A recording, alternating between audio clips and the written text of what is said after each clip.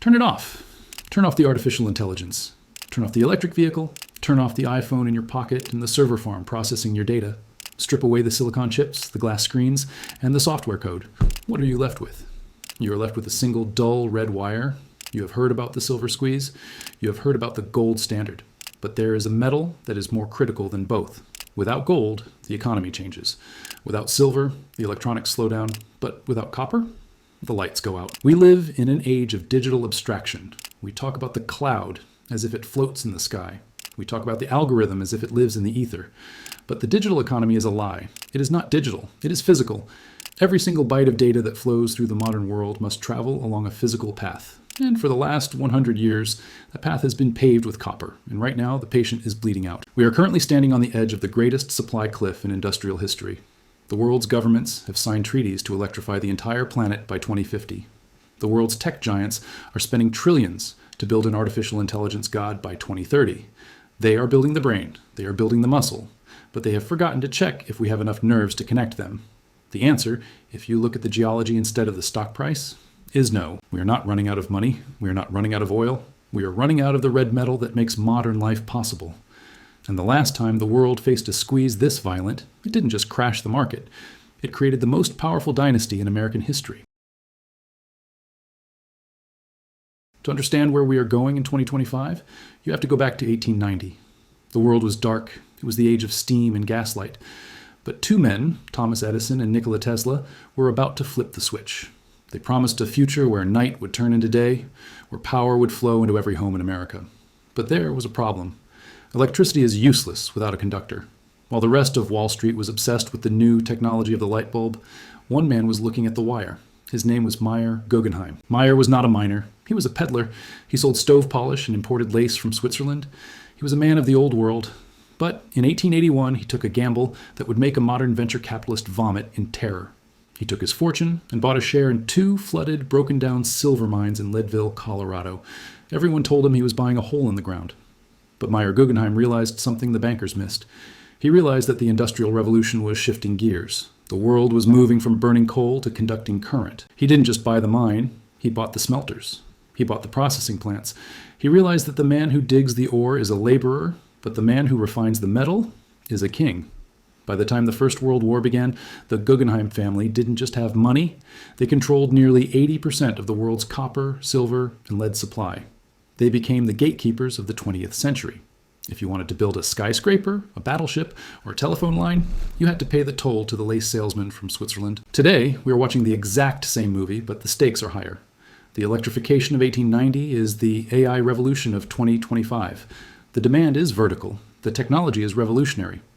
But there is one terrifying difference between Meyer Guggenheim's world and ours. When Guggenheim dug a hole in 1890, the copper was pure. It was easy. Today, the holes are empty. This brings us to the most dangerous chart in global economics. It is not a chart of inflation. It is not a chart of interest rates. It is a chart of ore grade. In the days of the Guggenheims, if you dug up 1 ton of rock from a copper mine, you would find about 50 pounds of pure copper inside. The metal was rich. It was concentrated. It was easy. Today, if you dig up that same ton of rock in Chile or Peru, you will be lucky to find 10 pounds. This is the law of entropy applied to economics. We have already mined the easy metal. We have already picked the low-hanging fruit. Now, we are forced to process massive mountains of earth just to extract a tiny fraction of the metal we used to get for free. Look at Escondida in Chile, the largest copper mine in the world. It is a wound in the earth so large it can be seen from space.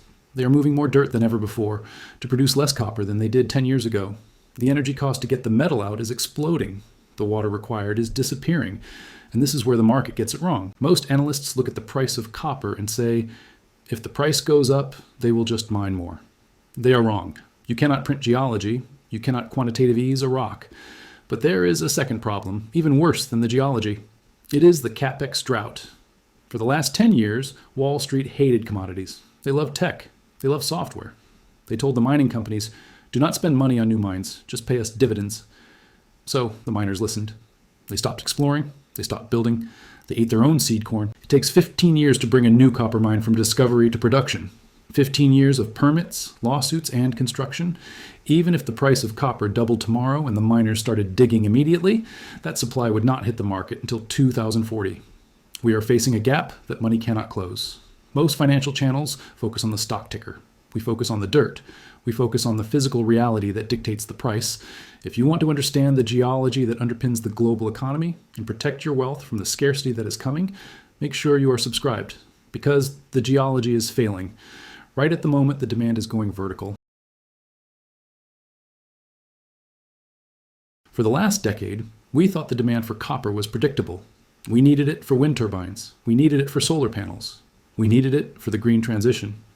That was already a problem. An electric vehicle uses 4 times as much copper as a gas car. A wind farm requires miles of cabling that a coal plant does not.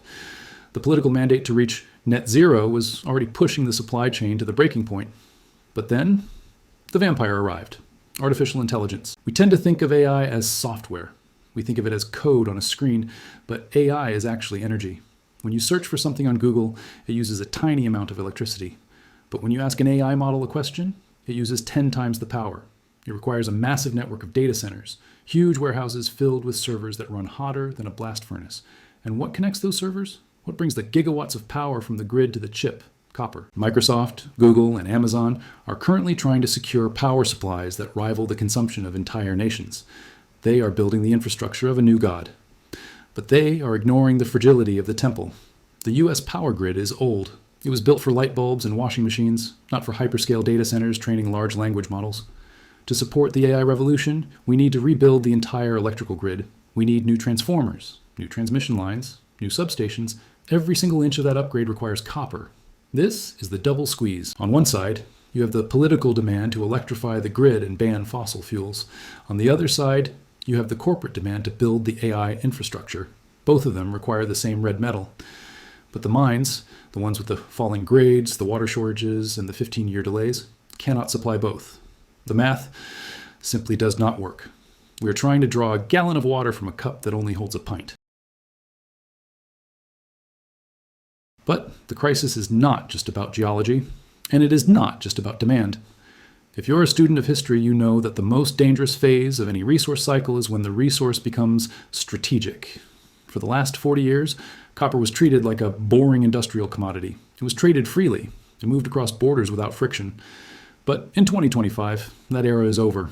Copper has become a matter of national security. And here is where the trap snaps shut. While the West was busy building apps and software, China was busy building the physical infrastructure of the world. Today, China does not control all the mines, but it controls the processing. China currently refines over 50% of the world's copper. Think about that. It doesn't matter if the ore comes from Chile, Peru, or the Congo. To turn that rock into a wire that can carry electricity, it likely has to pass through a Chinese smelter. The West has allowed its rival to hold the keys to its own energy transition. We're repeating the exact same mistake Europe made with Russian gas. We have outsourced the middleman of our economy to a geopolitical adversary. But the risk isn't just in China, it is happening in the mines themselves. We are seeing the rise of resource nationalism. Look at Panama. In late 2023, the Cobre Panama mine, one of the newest, largest, and most advanced copper mines on the planet, was forced to shut down. It wasn't because they ran out of ore. It wasn't because of a price crash. It was because the people of Panama took to the streets. They blocked the roads. They blockaded the ports. They effectively told the Canadian owners, "This copper belongs to us, not you." Overnight, 350,000 tons of copper supply vanished from the global market. A $10 billion asset was stranded. This is the new reality. Developing nations are waking up.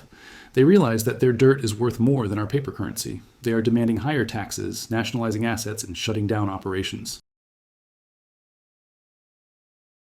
And this leads to the most terrifying statistic of all. The United States maintains a strategic petroleum reserve. We keep hundreds of millions of barrels of oil hidden in caves, just in case of a war or a blockade. We understand that oil is survival, but for copper, the metal required to build the weapons, the drones, the grid, and the entire digital economy, the United States' strategic stockpile is effectively zero. We have sold it off. We have forgotten it. If a trade war breaks out tomorrow, if the supply chains from Chile or the smelters in China are cut off, the West has no buffer. We have no insurance policy. We are walking into a resource war with an empty chamber. We are building a world that requires perfect, frictionless cooperation to keep the lights on.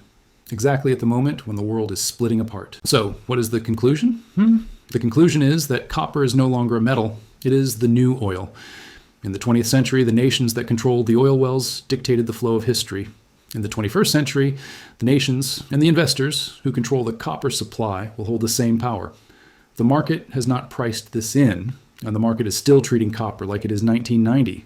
They are looking at the daily fluctuations of the futures market, distracted by the noise of the recession or the latest inflation print. They are missing the signal. We cannot print copper. We cannot code copper. We cannot download it from the cloud. We have to dig it out of the ground, process it, and ship it.